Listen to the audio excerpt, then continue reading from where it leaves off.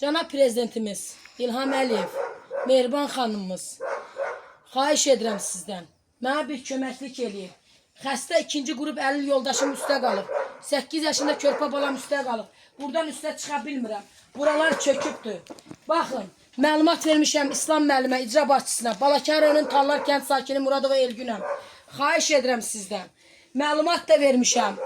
Deputatımızın Nəsib müəllimə də məlumat vermişəm. Xahiş eləmişəm ki, cənab deputat, xahiş edirəm, mənə bir otaqlı ev tikməyə kömək edin. Kalaskada əsalardan gəzən yoldaşım var, yataqdadır, yeriyə bilmir. Xahiş edirəm sizdən. Səsimə səs verin, cənab prezident.